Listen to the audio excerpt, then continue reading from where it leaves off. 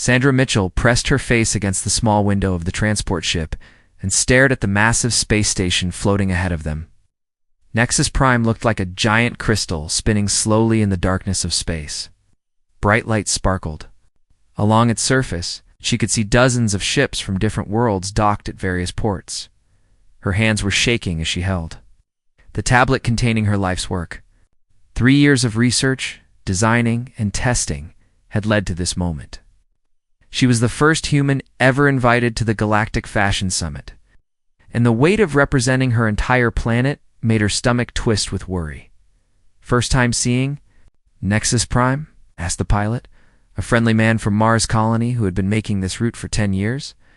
"Yes," Sandra replied, not taking her eyes off the station. "It's bigger than I thought it would be. Wait until you see the inside. They built that place to impress visitors from 1,000 different worlds. You picked quite an event for your first trip off Earth." Sandra nodded and returned to studying her notes. Her collection was different from anything the galaxy had seen before. While most designers focused on making clothes look beautiful, Sandra had spent her time making clothes that could keep people alive. Her background as an aerospace engineer had taught her that looking good meant nothing if you were dead. The adaptive fabric technology she had developed could respond to different atmospheres, gravity levels, and temperatures. Each piece in her collection was like a tiny life support system, disguised as fashionable clothing. But she worried that the alien judges would not understand her approach. The transport ship docked with a soft thud, and Sandra gathered her bags. The station's artificial gravity felt strange under her feet as she walked through the docking tube. The air smelled different too, the metallic taste that reminded her of the recycling systems on deep space ships.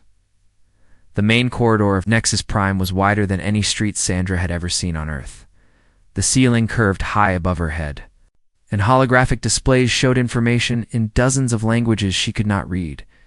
Creatures from across the galaxy walked past her, some tall and thin, others short and wide. Many with skin colors and features she had only seen in textbooks. A small floating robot approached her with a friendly beeping sound. Its screen displayed text in perfect English. "Welcome, Sandra Mitchell of Earth. Please follow the blue lights to the Fashion Summit registration area." Sandra followed the glowing blue path along the floor, pulling her wheeled suitcase behind her. Other beings walked alongside her, clearly heading to the same destination. She recognized some of the species from her research. The tall, elegant Zentari moved with perfect grace, their silver skin catching the light as they walked. The crystalline Karathi made soft chiming sounds as they moved, their transparent bodies refracting rainbow patterns across the walls. The registration area was a huge circular room with a dome ceiling that showed a live view of the stars. Outside, hundreds of beings filled the space, talking in languages that sounded like music, static, or rushing water. Sandra felt very small and very human among them all. At the registration desk, a polite Centauri female scanned Sandra's identification and handed her a translation device to clip onto her ear. Suddenly, the chaos of voices around her became understandable words. "The human has arrived," she heard someone say with a tone that made it sound like a joke. I wonder what primitive clothing she brought with her. Sandra turned to see a group of Zentari models standing near a large display screen. The one who had spoken was tall, even by Zentari standards, with perfect silver skin and eyes like polished metal. Her name tag read Zixandra. "I heard humans still use dead animal skins and plant fibers for their clothing," another model added, causing the group to make sounds that the translator interpreted as laughter. "How barbaric," said a Karathi model, whose crystalline form sparkled. With each word, her name tag showed Velthera. "On our world, we grow our clothing from living crystal. It bonds with our bodies and changes color based on our emotions." Sandra pretended not to hear them and continued to her assigned preparation area. The Fashion Summit had given each designer a small space to set up their collection and prepare. For the shows, her area was between an Andromedan designer, whose clothes seemed to be made of liquid light, and a vegan designer whose garments moved like living creatures. She began unpacking her collection carefully. Each piece looked simple compared to the exotic creations around her. But Sandra knew their true value lay in their function. The evening gown could protect the wearer from acid rain. The business suit could regulate body temperature in extreme heat or cold. The casual wear could provide basic life support for up to 6 hours in hostile environments. "Interesting," said a voice behind her. Sandra turned to see Zixandra examining one of her jackets. The Zentari model picked it up with 2 fingers as if it might be dirty. "Is this really the best Earth can produce?" "It looks so plain," added Velthera, who had joined them. "Are the energy patterns, the bioluminescent fibers, the quantum fabric shifts?" Sandra tried to explain. "These clothes are designed for protection and survival. The fabric can adapt to different environmental conditions and provide life support functions." The alien models exchanged glances that clearly showed they were not impressed. "Life support?" Zixandra laughed. "Clothing is art, not a tool. You humans still think like primitives." More designers and models gathered around Sandra's area, drawn by the commotion. Word spread quickly through the crowd that the human designer had brought survival gear instead of fashion. The laughter grew louder as more beings joined in the mockery. "Perhaps the human does not understand the purpose of the fashion summit," Velthara announced to the growing crowd. "This is about beauty, elegance, and artistic expression, not about hiding from the weather." Sandra felt her face growing hot. With embarrassment, she had spent 3 years working on these designs, pouring her heart and knowledge into creating something that could help people survive in dangerous environments while still looking good. But to these advanced alien civilizations, her work looked like nothing more than crude protective gear. The crowd began to disperse, but Sandra could still hear their comments and laughter as they returned to their own areas. She stood alone among her collection, wondering if she had made a terrible mistake in coming here. The fashion summit would officially begin tomorrow. She was already feeling like a failure. She did not notice the human man in the military uniform watching. From the observation deck high above the preparation area, Lieutenant Commander Kyle Matthews had come to support Earth's first representative at the fashion summit. But now he was watching his fellow human being humiliated by beings who did not understand the true value of her work. Kyle made a decision. Tomorrow, he would make sure Sandra knew she was not alone in this place so far from home. The next morning, Sandra woke up in her small guest quarters feeling nervous about the day ahead. The fashion summit would officially begin with the opening ceremony, followed by preliminary showcases where each designer would present 3 pieces. From their collection, she had chosen her best work: the adaptive evening gown, the environmental business suit, and the multi-climate casual wear. She dressed carefully in one of her own designs, a simple blue dress that could regulate temperature and provide basic protection from harmful radiation. To anyone else, it looked like normal Earth clothing, but Sandra knew it was far more advanced than it appeared. She grabbed her presentation notes and headed to the main fashion hall. The hall was enormous, with seating for thousands of beings. From across the galaxy, a long runway stretched down the center, surrounded by holographic displays and floating cameras that would broadcast the event to millions of worlds. Sandra found her assigned seat in the designers section and watched as the hall filled with alien dignitaries, fashion critics, and media representatives. The opening ceremony began with speeches from various galactic fashion leaders. They talked about creativity, innovation, and the importance of artistic expression across different cultures. Sandra felt hopeful as she listened. Maybe her designs would be better received than she feared. The preliminary showcases started with the Andromedan designer. Models wearing clothes made of pure light energy walked down the runway, their garments shifting through every color imaginable. The audience cheered and applauded enthusiastically. Next came the vegan designer, whose living clothing moved and breathed on the models' bodies like friendly creatures. Again, the crowd loved what they saw. Then it was Sandra's turn. She stood backstage with her 3 human models, all volunteers from Earth who had traveled to the summit with her. They looked professional and confident in her designs, but Sandra could see they were nervous too. "Just walk normally," she told them. "Let the clothes speak for themselves." The first model, a young woman named Lisa, walked onto the runway, wearing the evening gown. The dress was elegant and simple, made from Sandra's adaptive fabric in a deep green color. As Lisa walked, the fabric subtly shifted to complement the stage lighting. But the change was so natural that most of the audience missed it entirely. The applause was polite but not enthusiastic. Sandra heard some confused murmuring from the crowd. She knew they were wondering why the dress looked so ordinary compared to the spectacular displays they had seen before. The second model, a man named Jake, wore the environmental business suit. It looked like a well-tailored gray suit that any human businessman might wear to an important meeting. As he walked, the suit's internal systems were quietly monitoring the air quality and adjusting to the station's artificial atmosphere. But these functions were invisible to the watching crowd. The third model, a woman named Amy, showcased the casual wear, a comfortable outfit that looked like something someone might wear for a day of shopping or walking in the park.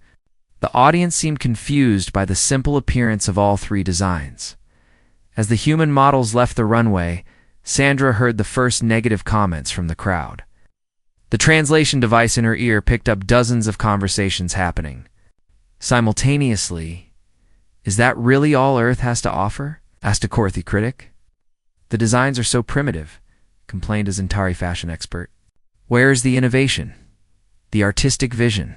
They look like work clothes," laughed another voice. Did the humans confuse this fashion summit with a trade show? Sandra felt her heart sinking as the criticism continued.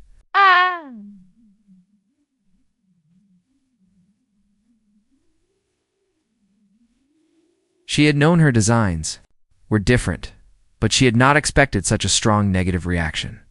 The next few designers presented their collections to much more positive responses, making Sandra feel even worse about her own showing. After all the preliminary showcases were finished, the designers gathered in a side hall for refreshments and networking. Sandra stood alone near a window, watching ships come and go from the docking bays, when she heard familiar voices approaching. "There she is," said Zixandra, loudly enough for everyone nearby to hear. "It's the human who thinks fashion is about hiding from the weather." Sandra turned to see the tall Zentari model approaching with a group of other alien models and designers. Valthera the Karathi was with them, along with several beings Sandra did not recognize. "I must say, your presentation was quite educational," Zixandra continued, her metal eyes gleaming with amusement. "I had no idea that humans were still so afraid of their environment that they need their clothing to protect them.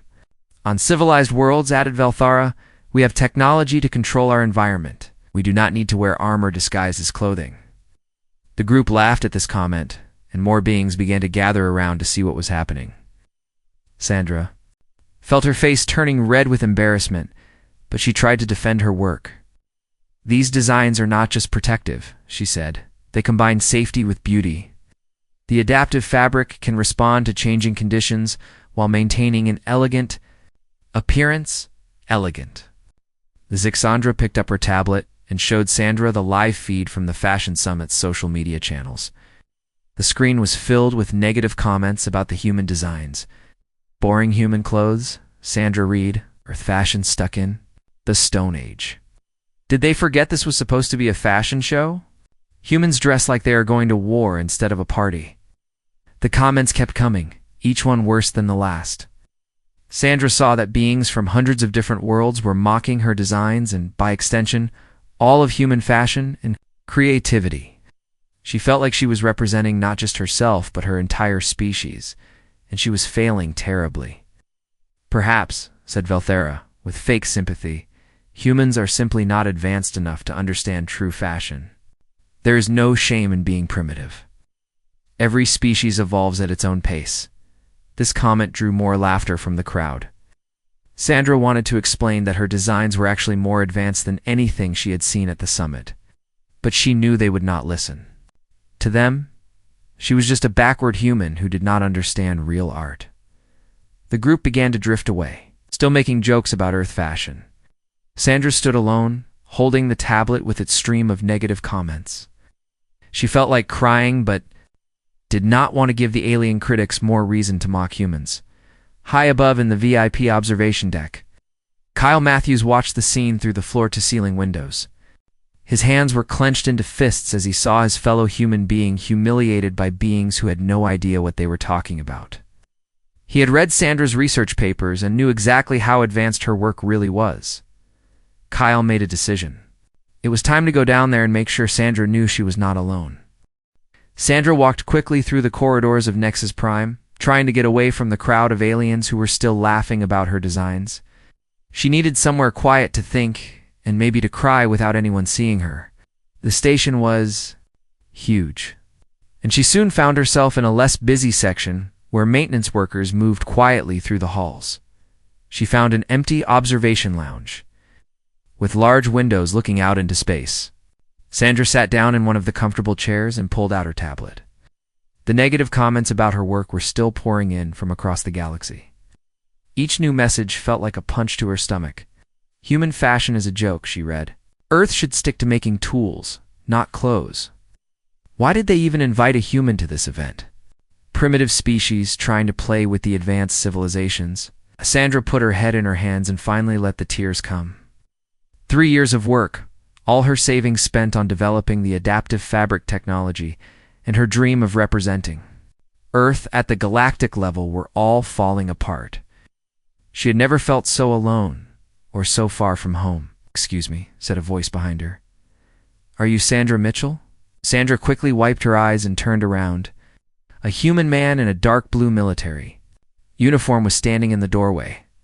He looked to be in his 30s, with short brown hair and kind eyes. The insignia on his uniform showed he was an officer in the Earth's Defense Force.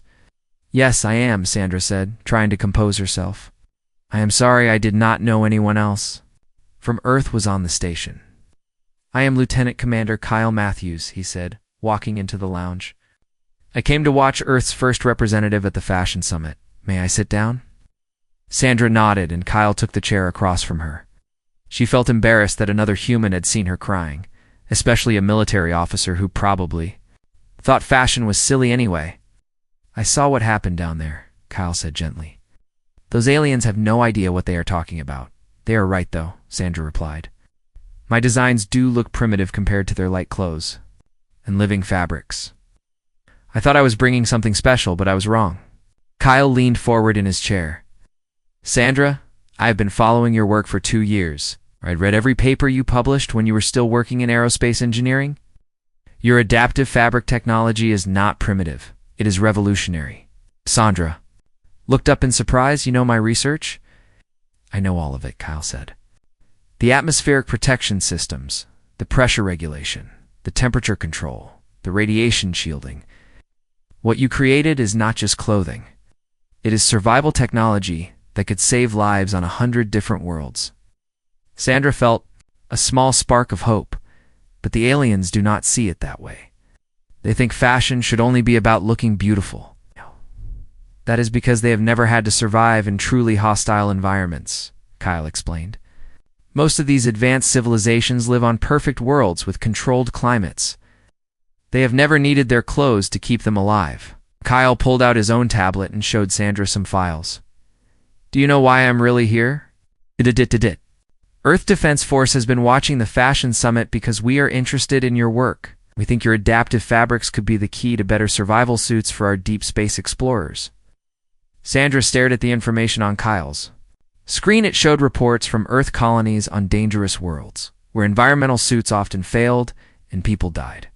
Her clothing designs could potentially save those lives. "I had no idea the military was interested in my work," she said. "We are very interested," Kyle replied. "But more than that, I came here because I believe in what you are doing." "You are not just a fashion designer, Sandra. You are an inventor, an engineer, and a problem solver.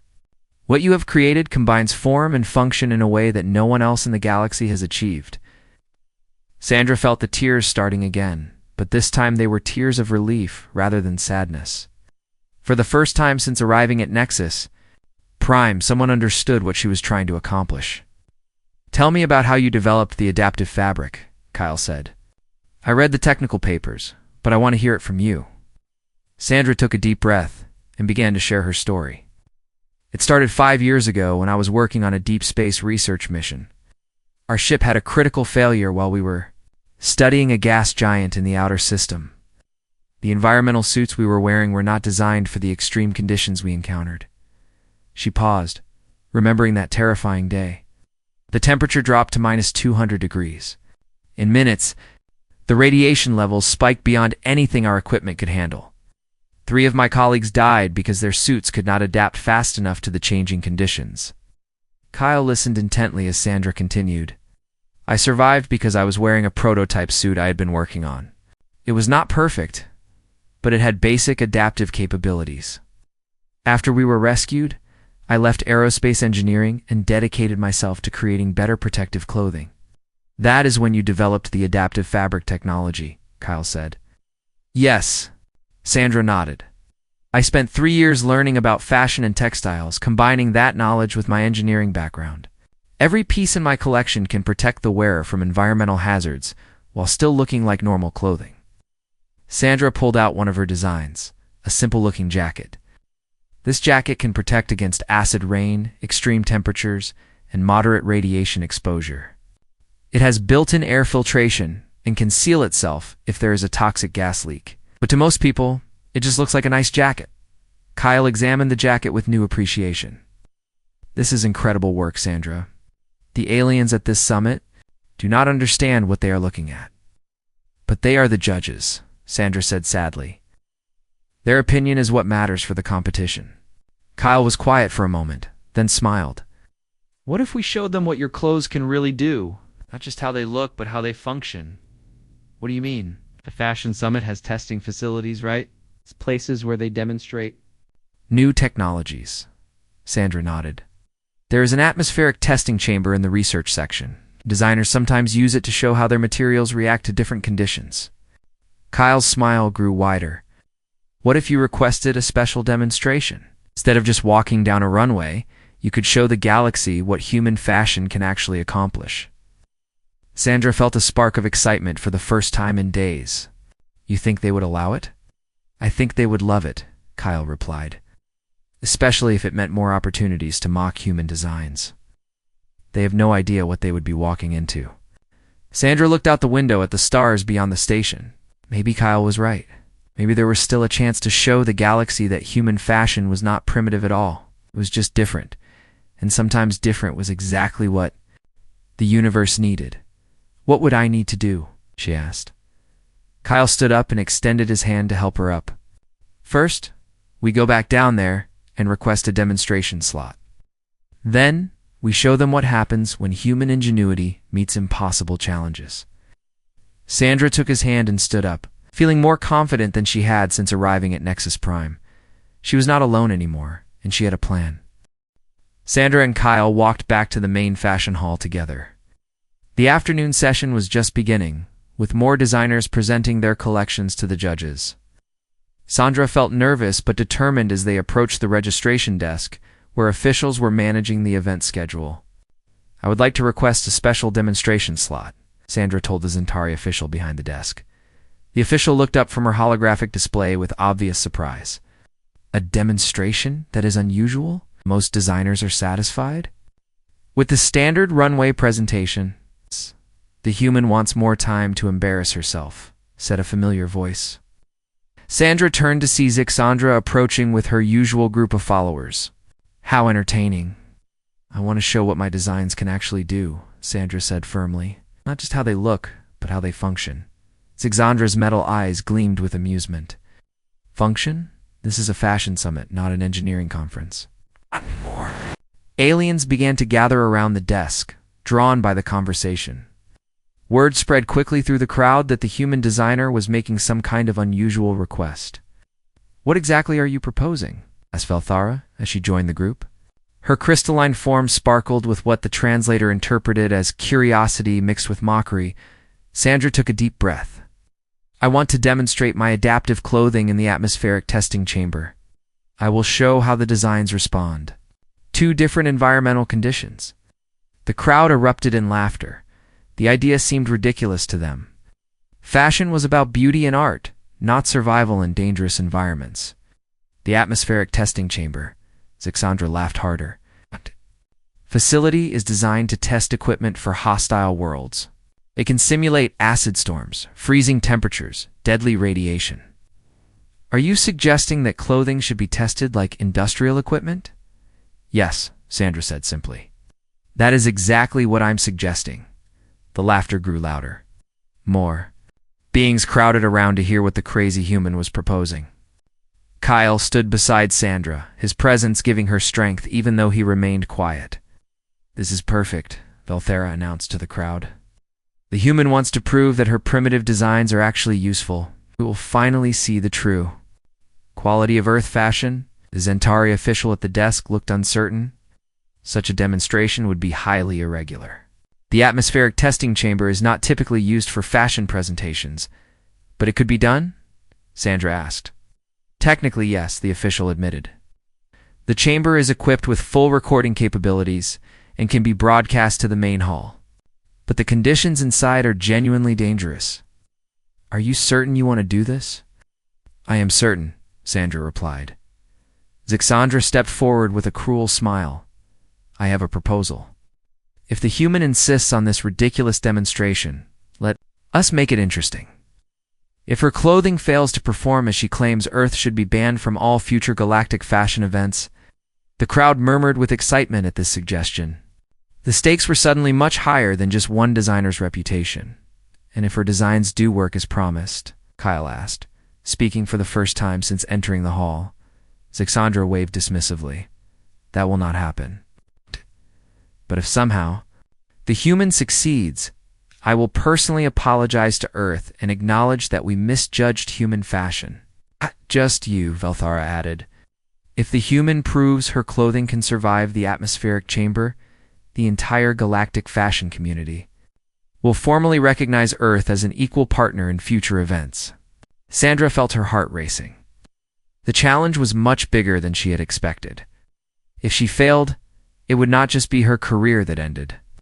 It would close the door for all future human participation in galactic fashion. But if she succeeded, it could change everything. I accept, she said. The crowd cheered, clearly excited by the drama that was unfolding. The Zentari official quickly made arrangements for the demonstration to take place the next morning. The atmospheric testing chamber would be prepared with a full range of hostile environmental simulations, and the entire event would be broadcast live to the Fashion Summit audience and across the galaxy. As the crowd dispersed, many of the aliens made their predictions about what would happen. Most seemed certain that Sandra would fail quickly once the chamber began its tests. Some worried that she might be seriously injured or killed, but they seemed to think this was acceptable risk for such entertainment. Sandra and Kyle found a quiet corner to discuss the demonstration. She pulled out her tablet and showed him the design specifications for her masterpiece, the prototype suit she had not yet revealed to anyone. This is my most advanced creation, she explained. I call it the Universal Adaptive Suit. It combines all of my research into one garment. Kyle studied the technical details on the screen. The suit incorporated atmospheric processors, radiation shielding, temperature regulation, pressure compensation, and even limited life support systems. All of these functions were built into fabric that looked like an elegant evening dress. Base layer contains millions of microprocessors that can analyze environmental conditions and adjust the suit's properties in real time, Sandra continued. The outer layer can change its molecular structure to provide protection against different types of hazards. This is incredible, Kyle said. How long can it sustain life support? In extreme conditions, about 6 hours. In moderate hostile environments, it could keep someone alive indefinitely as long as the power cells hold out. Kyle looked up from the tablet.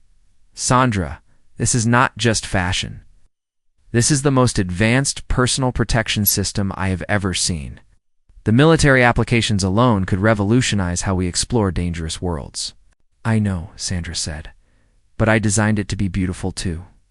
I wanted to prove that practical and elegant do not have to be separate things. They spent the next hour going over the suit's capabilities and discussing strategy for the demonstration. Kyle suggested specific environmental tests that would best showcase the suit's abilities, while Sandra explained the science behind each protective feature. Are you worried? Kyle asked as they prepared to leave. Sandra considered the question honestly. Yes, I am worried.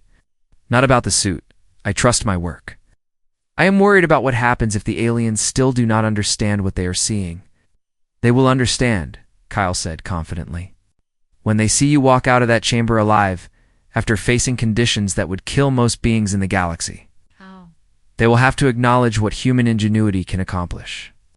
That evening, Sandra returned to her quarters and spent hours checking and rechecking her prototype suit. She ran diagnostic tests on every system and verified that all the protective functions were working perfectly. The suit had never been tested under such extreme conditions, but all the theory and modeling suggested it would perform as designed as she prepared for bed. Sandra thought about the journey that had brought her to this moment. Loss of her colleagues in space to years of research and development, everything had led to tomorrow's demonstration. She would either prove that human fashion deserved respect, or she would fail spectacularly in front of the entire galaxy.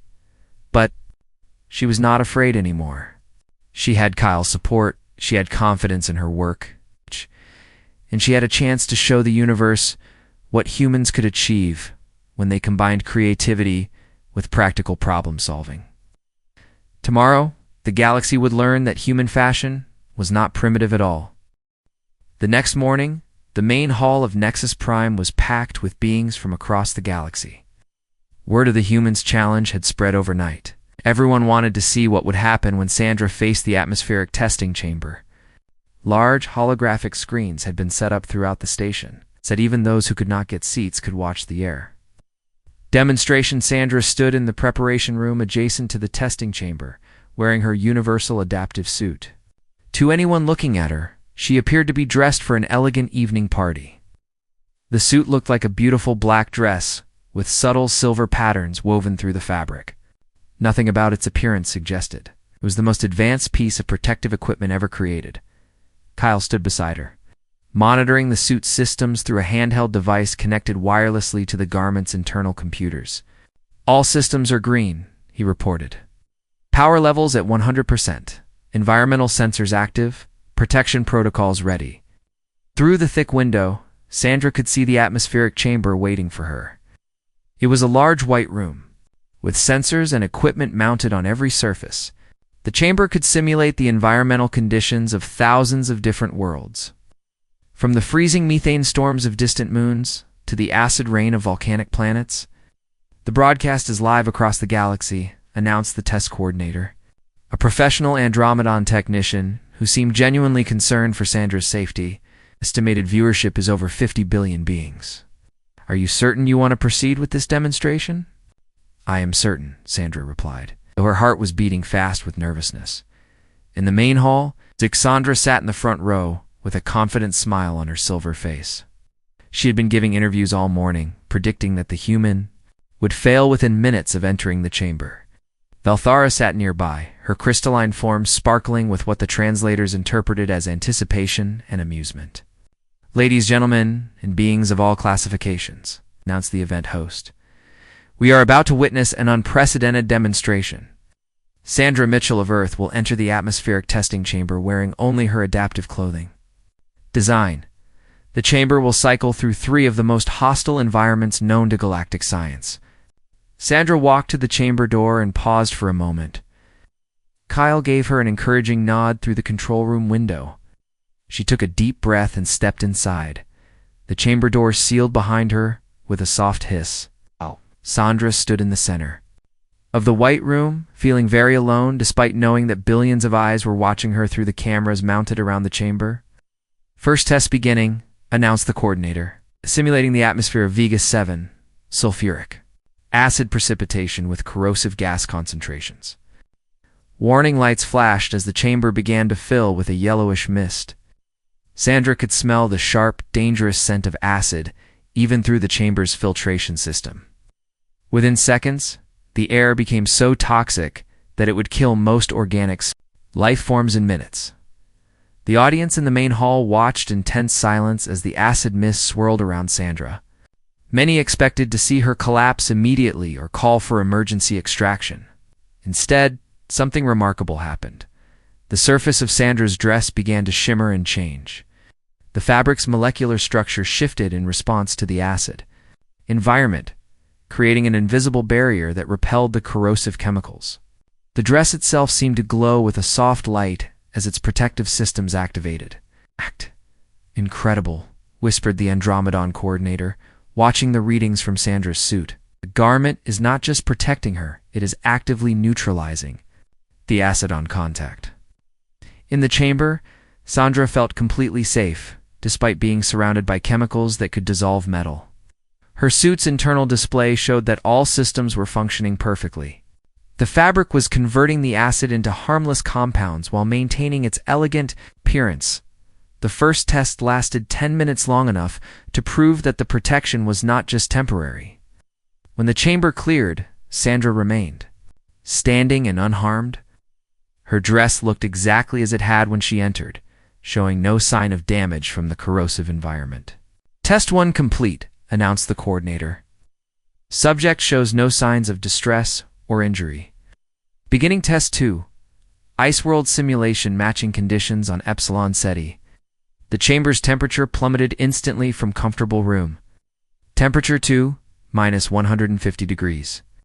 Frost began forming on the walls as the atmosphere changed to match the frozen methane environment of one of the galaxy's most inhospitable worlds. The audience gasped as they watched Sandra, standing calmly in conditions that would freeze most, being solid in seconds.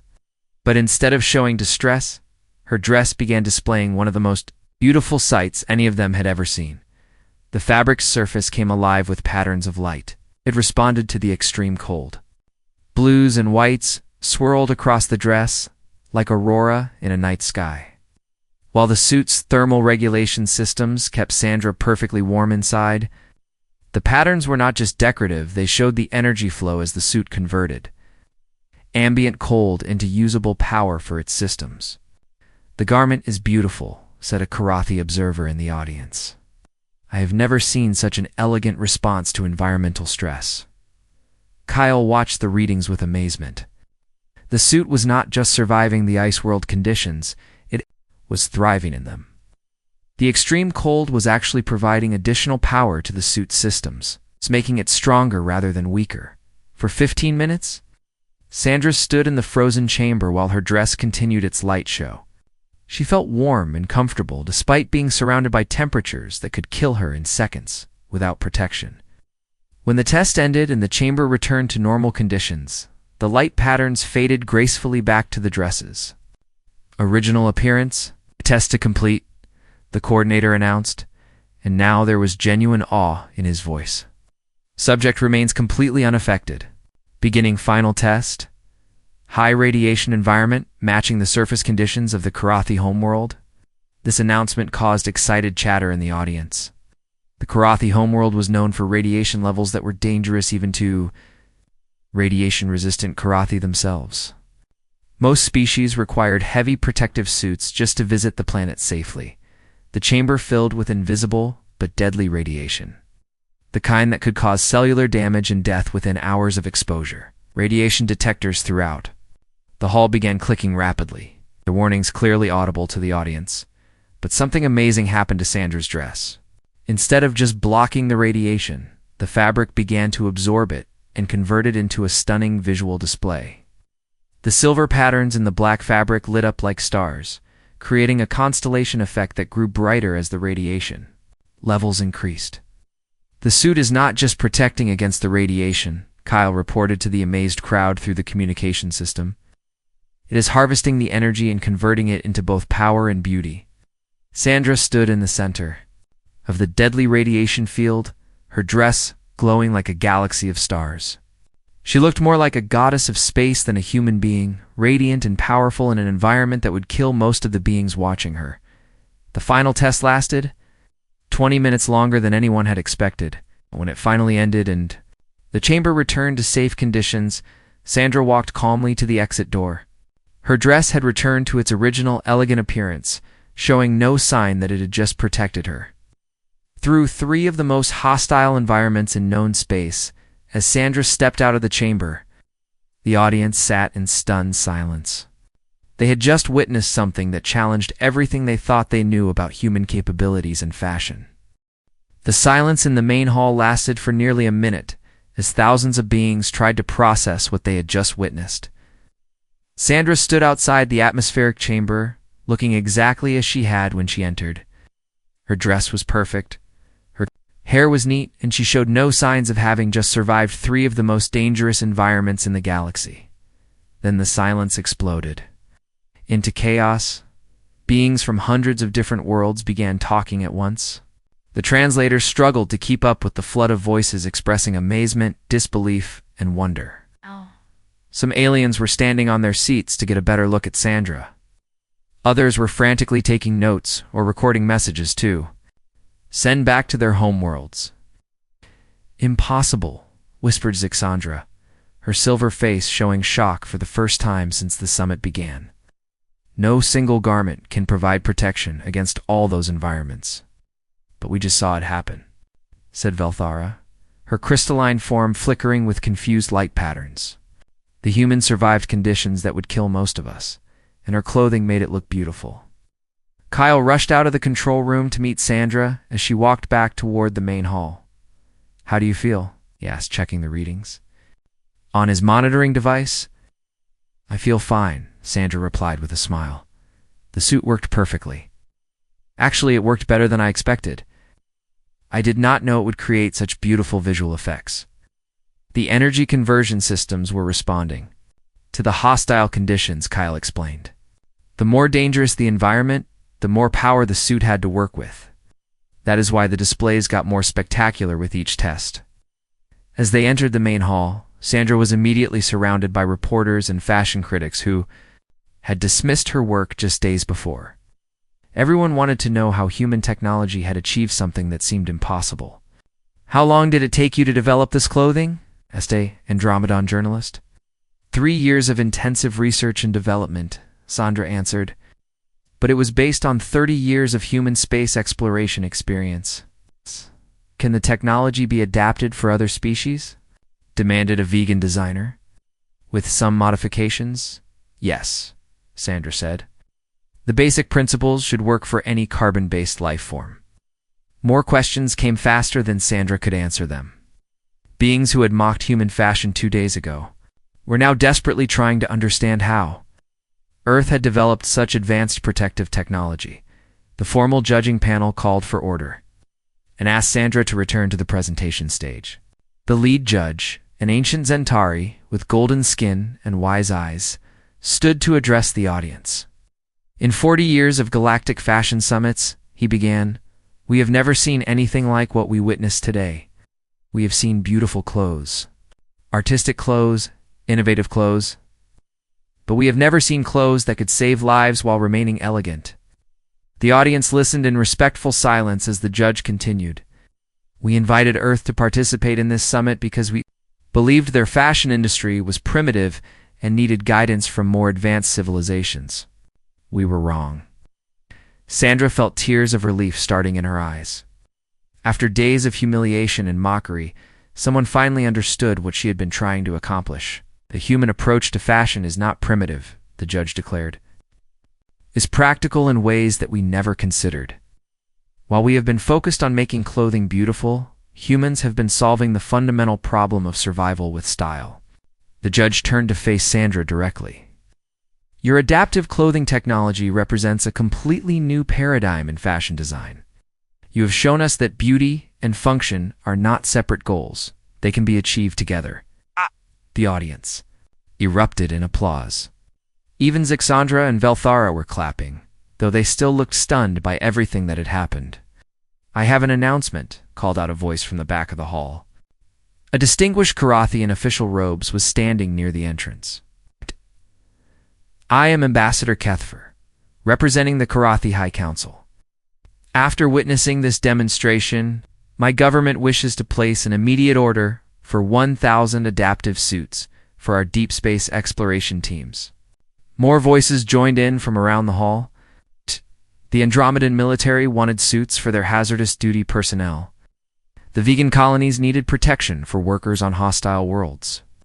Mining companies from a dozen different species wanted clothing. that could protect their employees while maintaining dignity and comfort. Within minutes, Sandra had received more orders than she could fill in 10 years. But more importantly, she had changed how the galaxy thought about fashion and human capabilities. Kyle stepped forward to address the crowd. "I want everyone here to understand something important," he said. "What you witnessed today is not unusual for humans. We have always believed that good design must serve a practical purpose.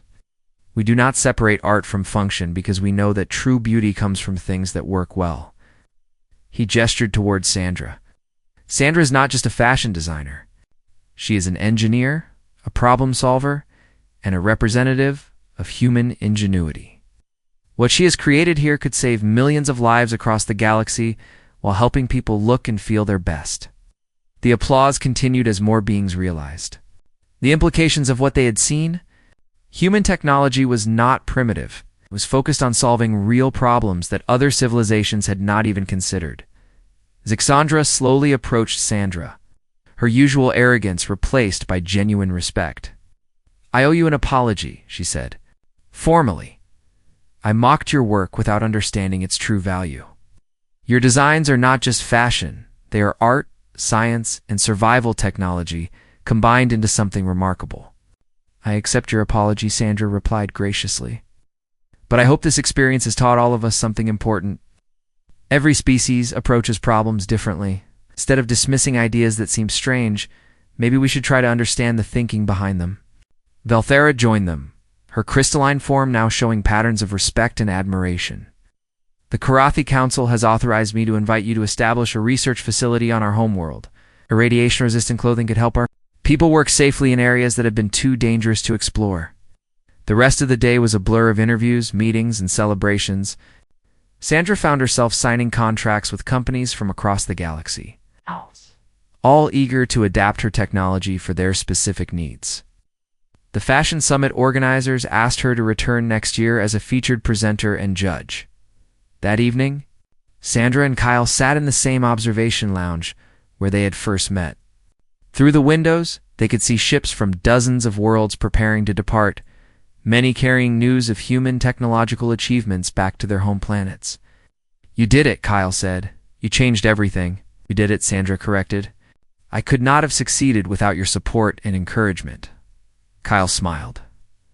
"So what happens next? You have enough orders to keep you busy for decades?" Sandra looked out at the stars and thought about all the possibilities ahead. "I think it is time to go home and start building. But first, I want to establish the Human Fashion Institute here on Nexus Prime. Other human designers need to know that their ideas are welcome in the galaxy. And the Earth Defense Force would like to discuss a research partnership," Kyle added. "Your adaptive clothing technology could revolutionize how we explore dangerous worlds." Sandra nodded, feeling proud of what she had accomplished. 3 days ago, she had arrived at Nexus Prime as a nervous representative of a supposedly primitive world.